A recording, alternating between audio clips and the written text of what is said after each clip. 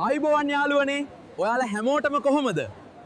අද අපි ලංකාවේ පුදුම දුම්රිය චාරිකාවක් යනවා.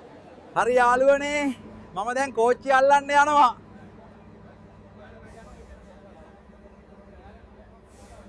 මචං මේක බලන්න ලංකාවේ කඳුකර දර්ශන කොච්චර ලස්සනද කියලා බලන්න.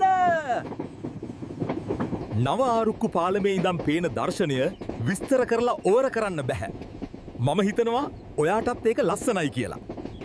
දැන් අපි ගෝජ් එකට ඇවිත්. අපි මෙතැන් සිට සංචාරය ආරම්භ කරමු.